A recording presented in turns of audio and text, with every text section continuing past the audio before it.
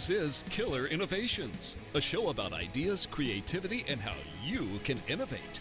Welcome to the Innovator's Garage, where you learn to create your next game-changing killer innovation.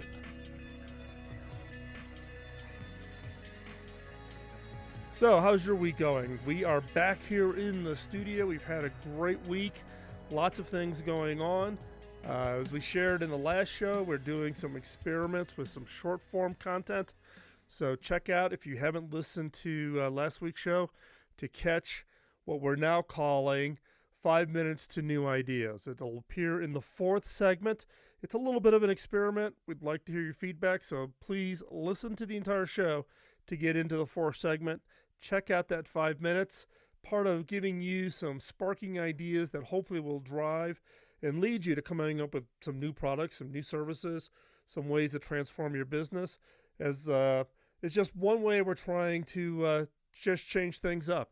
As I've said many times in the past, you don't want to get yourself in a rut. You want to constantly innovate the way you innovate. And here at the show, we are constantly looking at ways that we can innovate the show to bring more value to you. So check it out. Give us some feedback. Let us know. This week's show is actually the result of a conversation that I had in a taxi cab in Austin, Texas. Most recently, a little while ago, I was in Austin for South by Southwest. I was giving or hosting a meetup, as they call it, in South by Southwest around neurodiversity hiring. How do you think about, as a leader, hiring those that are on the autism spectrum is just one example of neurodiversity. How do you think about hiring people on the autism spectrum to be employees within your organization? And where I'm CEO, we have a neurodiversity hiring program. And so South by Southwest was interested in having us share how we do that and the benefits we get from that, particularly around creativity and innovation. So I get done with the talk, go back to the hotel, grab my bags, hop in a cab going to the airport. Got this young man driver from, I think it was Nigeria, if I recall correctly. And we got into a whole conversation, and I shared with him some of the work that my family does in Rwanda with our investments and entrepreneurs there.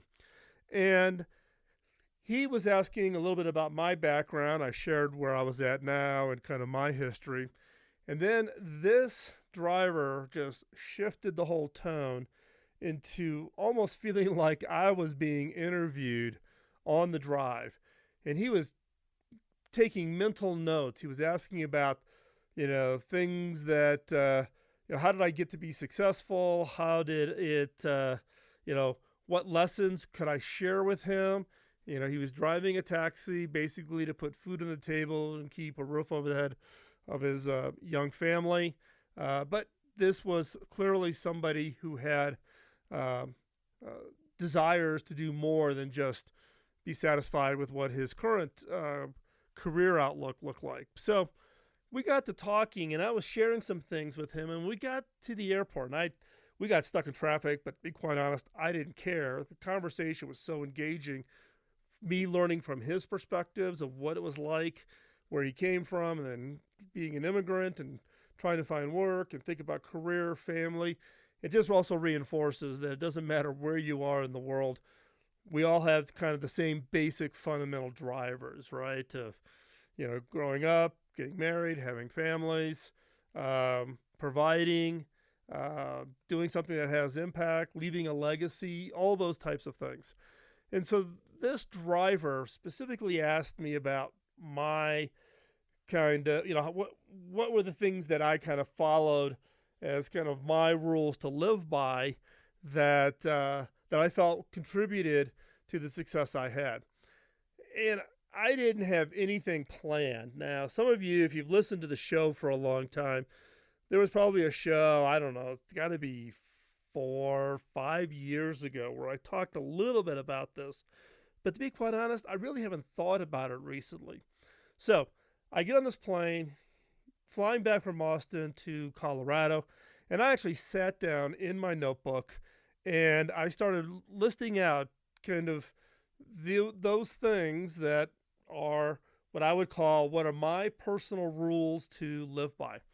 And what I'm going to do is I'm going to share them with you. Now, Some of these are innovation related, some of them are totally not innovation related. And look, these are my rules. I'm not trying to project or push these on to anybody else. But I've shared them with a few people. People were keenly interested, asked if they were written up someplace. Is it in a blog post? Could they download it? So this is the form that I'm going to use to share what I think are kind of my personal rules, basically reverse engineering what kind of goes through my head. And I've documented down into my notebook on what I call the 7 rules to live by. Now, these are rules that I apply both to my personal and my professional life. For me, I suffer from severe workaholic, right? I'm a recovering workaholic, and I still struggle with it, where if I'm not careful, I'll peg the needle onto the work side and in some cases actually sacrifice my personal side. So these are the 7 rules. Now we're going to go through it. I'm going to go through each one and talk a little bit about each one as we go forward. And as always, if you're in the car, don't worry. You do not need to take notes. These will be posted up on the show notes over at killerinnovations.com. And by the way, if you've got other ones or you got ones you don't agree with here, hop on over to Killer Innovations and put them down in the comments section of the show notes. We can have a conversation there, okay? So first one, the first of the 7 rules to live by is stay connected to the people who matter most. I learned this from Bob Davis, my early mentor. Bob was phenomenal at staying connected with people he'd worked with decades before. And this was back, in the 80s and early 80s. So this is pre-internet, pre-broad availability to email. Bob took it upon himself to constantly stay in contact. He would basically put people on a list, and he would, Bob, every 6 weeks, touch somebody on the top of that list. So he had probably like 15 or 20 people, and he would go out and touch them. And I learned this from him. Now, as we've progressed, we've got email, we got Facebook, and look, I don't think those count. I make an effort to actually call somebody or get a time scheduled with them to call and actually have a conversation. And it's not about, hey, do I want something from them or do I need their help on a project? It's just staying connected, hearing what's going on in their personal life, their professional life, how their kids doing, how's that new project that they're working on, just staying connected. And again, I don't constitute electronics as qualifying. Just whipping somebody off in an email or sending them a Facebook message or something does not qualify. And this is one that's allowed me to stay connected to people, for many, many years ago. Now I've adjusted the list. I've added people to the list. I've taken people off the list over the years of my career. But I can tell you, the people that have been on the list are the ones that have had so much influence in me being able to progress my career. Because we had that more in-depth personal relationship. They knew what my desires were. They knew where I was at professionally. They knew kind of where my head was thinking, kind of thing I like to do. And when new opportunities came up, they actually approached me. And if I look back over probably the last, 4 or 5 major jobs I've had, it wasn't ever me leaving and trying to go find the job. It was people in this network that I'd stayed connected to that had come back and contacted me. Number 2 kind of ties into that is listen more, talk less. When I reach out to these people or any conversation, people like to dominate talking. Look, we all like to talk about ourselves. But for you to be viewed really as somebody really interesting, it's really not about what you say, but it's about letting the other person talk and about listening and being active in the listening, asking questions about, follow-up questions to whatever they talked about. This is hard for me. Look, I'm standing in front of a microphone in my own professional studio that I had built in Colorado. My job functions, whether when I was CTO at HP or now CEO at Cable Labs, is about me out talking. So this is one that I actually have to work hard at, and I need to get better at it, and that is listen more, talk less. And at the end of every conversation, here's a general rule. Ask the people that you're talking to how you can help them. I always try to end the conversation with, hey, thanks for the time. Is there anything that I can do to help you? And that, again, injects, kind of reaches across the hand and says, hey, is there something that I can help you with? And that tends to wrap up the conversation. So stay connected to the peoples. Number one, listen more, talk less is rule number 2 for the 7 rules to live by. Now, we've got 5 more to go through. We're going to continue on this conversation as we get past this next break, so don't go anywhere. And you're listening to Killer Innovations.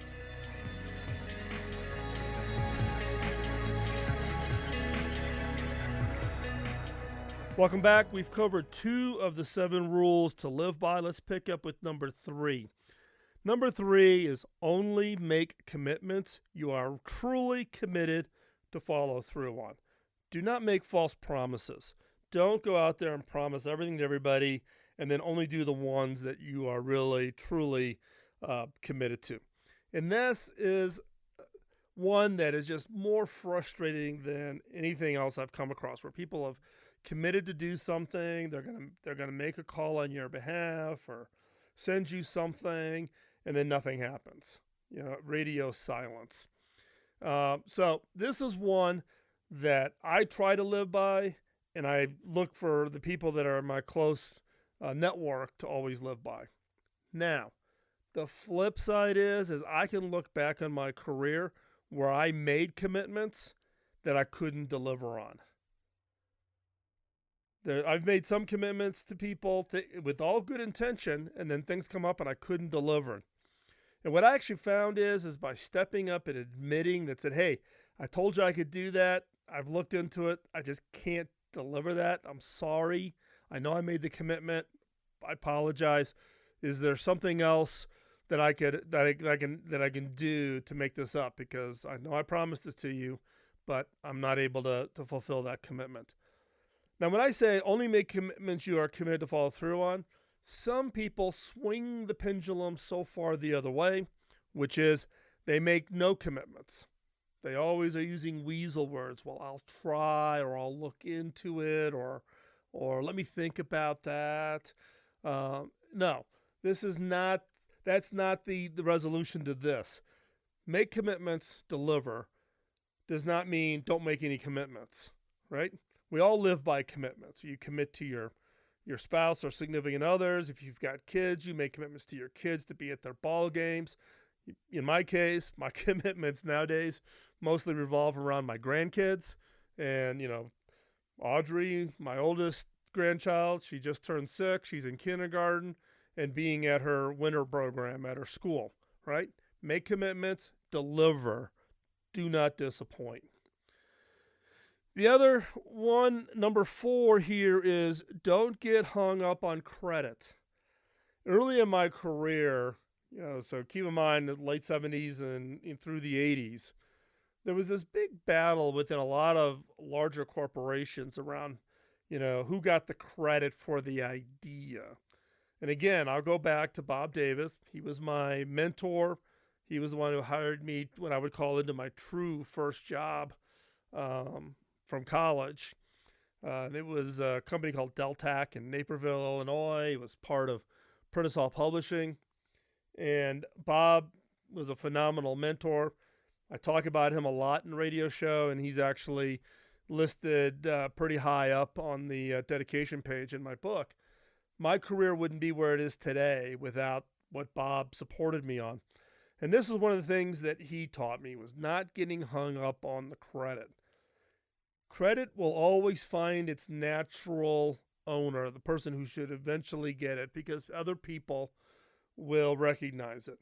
And also, by not being grabby on the credit, the other people who are on the project are going to be more willing to actually portray that credit to you, to shine the light on the work that you did, if you're not grabby on credit. Now, this plays out especially important for innovation. Why? Because in innovation, it's all about ideas, and everyone wants to say, oh, I came up with that idea, right? when I joined the company I'm at now as the CEO, and I went to the first big conference, 800 people at this event up in Keystone, Colorado. And there's a key technology that the organization had invented a dozen years ago, long before I got here, right? And at this conference, so this would have been August of 2012, I had no less than 24 people from inside the organization and outside the organization to introduce themselves to me and then claim to be the inventor, the one person who invented this technology. 24 people, no less, probably closer to 30 people came up, introduced themselves to me, and then to claim credit that they were the inventor for this technology. Now, look, it's very rarely that any innovation comes from one person. There's inspirations, there's teams, and to be quite honest, when I look back, all of these people were involved in the early days. But again, it was a situation where everybody was kind of raising their hand saying they were the inventor, when in reality, it was probably all of them working together. Innovation is a team sport, and a team sport can also include things, technologies, innovations that were inspirations long before you got involved even in the project, in this case, myself. So don't get hung up on the credit. There's more than enough credit to go around, and this tends to be one of the big stumbling blocks for innovation because it will actually kill any interest from other people to participate and contribute. And again, innovation's a team sport. So number 4, don't get hung up on credit. Number 5, which kind of plays into this, acknowledge others. Give out words of encouragement. And this is important if you're a leader. If you're leading an innovation team, or you're a manager or a director or a vice president, in my case when I was CTO, or now that I'm a CEO, it is acknowledge others. You didn't get to the position you're in. I did not get to the position of being a CEO all by myself. There have been people who've played a critical role in my success over the years, and it's through their help I've been able to get to where I'm at today. At the same time, acknowledging that, giving the encouragement to other people who are early in their careers. Mentoring, I find to be extremely, extremely satisfying. I go out of my way, for instance, and I have for years, even at HP, getting very involved with the interns. And in fact, you can go back and listen to some old shows, because when I was CTO at HP and I lived in Silicon Valley, I would actually select 2 interns every summer, and they would live with me at my house. And I called it reverse mentoring, because I didn't have, my kids were out of college. They were, newly married at that time. So I was kind of missing out on what was going on in the customer segments of college kids. So this was the best way for me to tap into that, by doing this reverse mentoring and acknowledging them, giving them words of encouragement. And look, some of my interns have gone off to have absolutely mind-blowing, successful careers. And it's all because of them, not because of me. They did great work and they've achieved great things. But stepping out and acknowledging others, giving that words of encouragement, encouraging others is one way, one of the rules that I live by, or at least I try to live by. And I try to do this. I need to do this more and more. I tend not to do as much now, just because of being busy and my travel schedules and etc. So this is one that I'm actually writing myself a note here on a piece of paper that I need to step up on and get better about. So again, stay connected, listen more, only make commitments, don't get hung up on the credit, and acknowledge others. So we've got 2 more to go. We'll do that right after we get back from this break.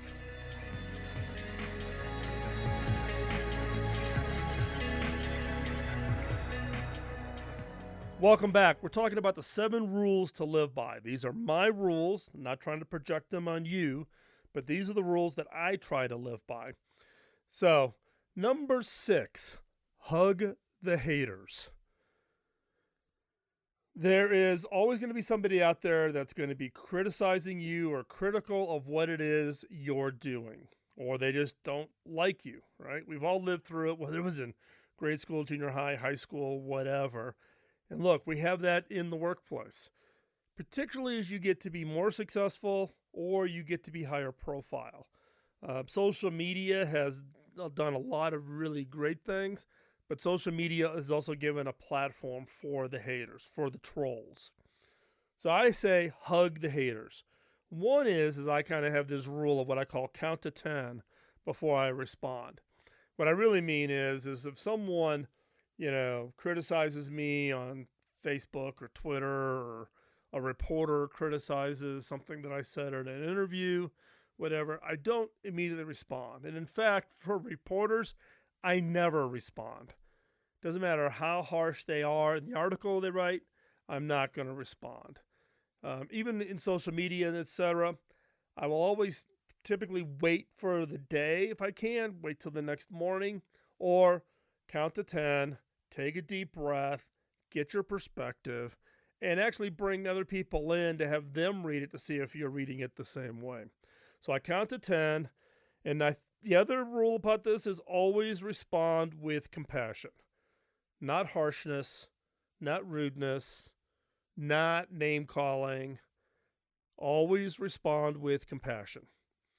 And as part of this, I have a kind of a sub rule around this, which is never, ever burn the bridge. Someone may have just really just stabbed you in the back. I mean, I've had people rip me off for money, done all kinds of horrible things, and I've never, ever burned the bridge. You never know when you might need that bridge, or you might be able to rebuild that relationship at some point. I never view somebody has done something so horrible to me that I could never rebuild that relationship. So number 6 is hug the haters. Again, count to 10 before you respond. Always respond with compassion, and never, ever burn the bridge. You can always rebuild the relationship. Now, what's number 7? 7, this is the 7 rules to live by. What's number 7? Number 7 is create your own approach to prioritization.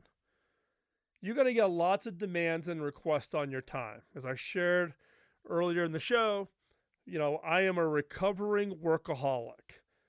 I would do 80, 90-hour days. I could find myself constantly face down in my phone, work, and sacrifice my personal and my family in the process of that. So I have to set my own set of priorities that I use whenever I get a request for, come to a speaking engagement, come teach a workshop, travel to some different location where it's going to take me 2 days to get there to coach or mentor a team. I have to have a set of priorities. You need to create your own set of priorities that says, where does this fit in to this? And it's a balancing act. You're never going to have it one way or the other. You got to have a balancing act. The prioritization process that I use, again, this is for me, but the prioritization process that I use is what I call the 5 F's. The 5 F's. The 5 F's are faith, family, friends, fitness, and finances. Let me go through that again. Faith, family, friends, fitness, and finances. Now, what do I mean by all this? Faith. My faith is incredibly important to me, but it's also very personal to me, right? But if I get this weird request that somehow it doesn't match with, a faith system for me, then I don't get involved in it. There's certain things like, I don't drink, I don't gamble, but that's a personal choice for me. I'm not saying it's bad for everybody else, but that's a personal choice for me. But I believe that if that faith is important, whatever religion or faith model, faith system you believe in, the great thing about our country is you can practice whatever it is you believe in. But for me, faith is important. It's number 1. Number 2 is family. My wife, my kids, my grandkids, right? Number 3 are my friends. That kind of ties back to rule number 1, which is staying connected to the people who matter most. And those are my friends, right? So they're number 3 on my priority list. What is it I can do to engage, help, support, communicate with those friends?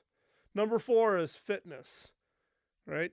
Look, life is not a sprint, life is a marathon, right?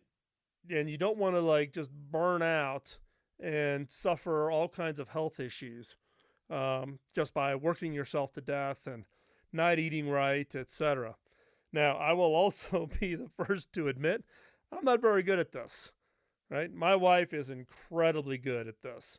She's, watches her diet, she exercises, um, and her endurance to chase the grandkids around is far more than mine. And again, this is an area that I've got to work on, but it is an important one. So, fitness. And then last is finances. Now, I put finances at the end of the 5Fs for a very specific reason. Because early in my career, when I was really, off the scale on my workaholic issue, I put finance at the front, and I was able to rationalize, well, finances are important because that allows me to take care of my family, to donate to the charities that I want to be part of, to help friends who may run into financial troubles, and I can help them out a little bit, right? And allows me to, quote, do the fitness thing because I can afford to belong to a country club or whatever, right? It's easy to rationalize by looking at dollars as the means to do everything else. And what I have found is by putting finances at the bottom, it takes care of itself. It's not something that I've, fortunately, for the last couple of decades of my career, have had to think about, right? If I keep my priorities, if the work that I'm doing day in and day out is of, if I've got high integrity, I execute, I deliver to my commitments, I don't get hung up on all the credit.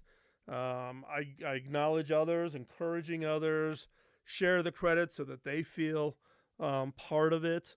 The finances take care of themselves. So my personal set of priorities, again, are faith, family, friends, fitness, and then finances. What I'm encouraging you to do is don't take my 5Fs if they don't fit for you, but create a set of priorities.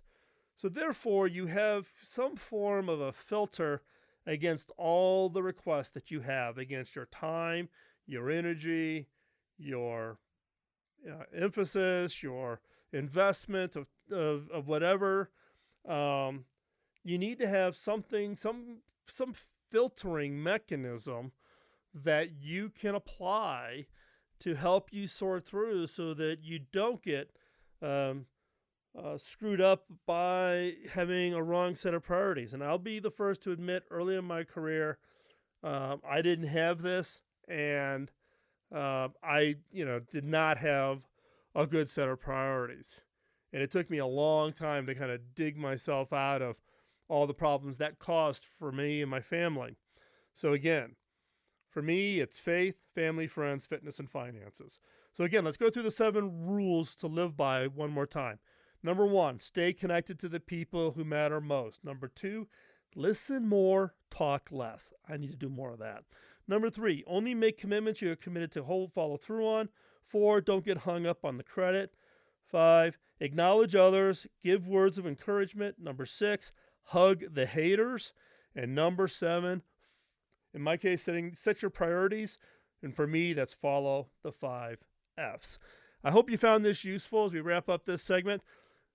In the 4th segment, we are continuing our experiment. We are creating a 5-minute essay, commentary, whatever you want to call it, where I share with you what I call 5 minutes to new ideas. This is a 5 minutes of sparking conversation to spark ideas for you to come up with new products and services in whatever organization, business, whatever you do. So think of it as a 5-minute brainstorm. So stay tuned. We're going to do that right after this quick commercial break.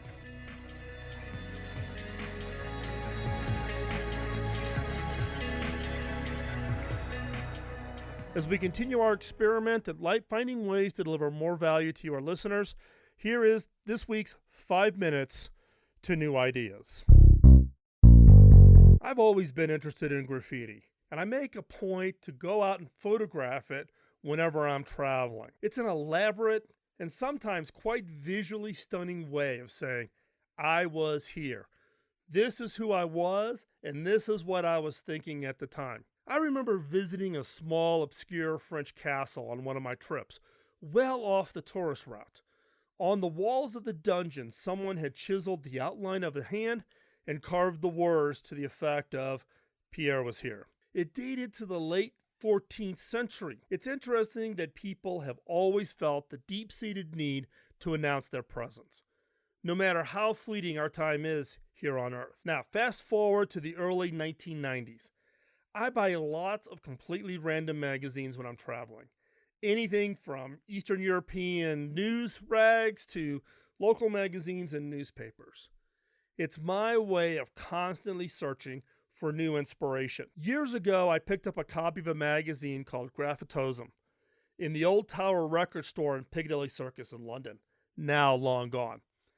It's a magazine aimed at graffiti artists. The magazine showed pictures of graffiti art from all over the world, but also highlighted gallery exhibitions built around graffiti. What it considered by some as a crime was now being shown in galleries, being sold to early adopters, and eventually ending up on the walls of people's homes. Now, this was all interesting, and it appealed to my visual bent as a former architecture student, but it didn't necessarily herald that a big change was happening. Not long after, I became aware of a subtle shift was in the works. An early mobile application came out called Tag and Scan. Tag and Scan allowed you to leave your graffiti digitally. The app would let you type out a message such as an opinion of a local restaurant and digitally suspend it in front of the destination. Now, anyone standing at or near that spot with that app would see the message you left. This was graffiti set to maximum. It used to be that if a restaurant was tagged with unflattering graffiti, the owner could just scrub it off or paint over the top of it.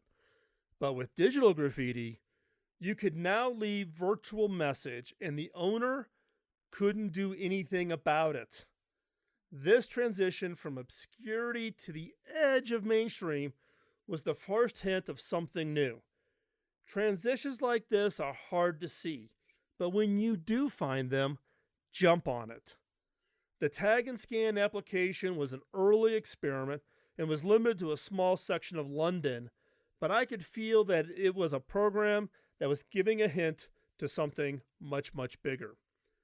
Today, we have seen an explosion of location-based services.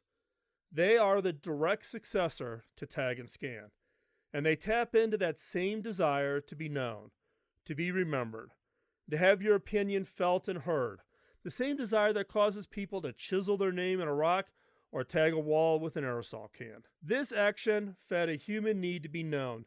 Nothing is worse than being anonymous and unnoticed, and each of those examples evolved from the thing that came before it. This leap from physical to digital graffiti was a catalyst to all kinds of location-based services. And as I look back, I can now see the subtle hints that something was about to change. The holy grail of innovation is seeing what your customers are going to need and want in the future, even if they themselves don't know it yet. And to see it before anybody else, you need to identify what I call the weak signals. These weak signals will give you the heads up that something radical and possibly uncomfortable is coming your way. They are the canary in the innovation coal mine. Of course, the trouble with weak signals is that they are exactly that, weak. They are easy to ignore. It is human nature to tell yourself, oh, nothing is going to happen with these trends. The world is just going to stay the same. Which is why I'm not telling you about my big launch and hugely successful product that is a direct descendant of Tag and Scan. Despite my fascination with the graffiti culture, I miss the ways in which I was here sentiment could be adapted to social technology. Now, the excuse I use is that this oversight was more to do with the slow pace of adoption rather than underestimating the importance of the graffiti mindset.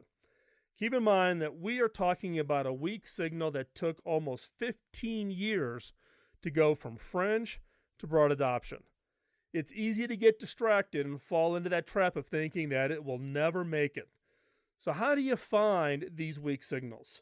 You're not going to find them on the front page of the newspaper or in an industry analyst report. If you're pitching me an idea that you already seen and has been covered by an analyst report, forget it. You are too late. If you're pitching me a weak signal that you uncovered during a customer conversation or found in an obscure magazine or local paper you picked up on a layover on the other side of the world, then I'm interested. A weak signal is something that seeps into society almost unnoticed. One week you've never heard it, the next it's a fitness or shopping craze that all your friends have signed up for. The question you need to keep asking is, how can I take advantage of emerging trends and fads? To help you answer this question, ask yourself, what hints are you getting about changes in customer behavior, product innovations, or shifts in the marketplace? What non-standard input, such as inspiration, such as reading fringe magazines, do you use as a way to find weak signals? And number 3, how do you share these emerging trends within your organization? By asking the right questions and keeping all your senses open, you can uncover those weak signals. I'm Phil McKinney, and thanks for listening. First off, I just want to say thanks for taking the time out of your busy schedule to join us today. We'd love to have your feedback and comments both on this new segment and segment 4, but also on the entire show. Hop on over, add your comments over at killerinnovations.com in the show notes, or better yet, join us over at the Innovators Community. That is theinnovators.community. That's an online Slack area where you can become part of the conversation with other leading innovators from around the world. That includes chief innovation officers from large corporations down to startups. It includes professors, academia, government officials, all those interested in how to take advantage of innovation to achieve their objectives. So hop on over and check that out. Also, if you've got any suggestions for guests, drop me a note at phil@killerinnovations.com. With that, we're going to wrap up this week's show. Thanks for your time. Have a great week. We'll see you soon. Bye-bye.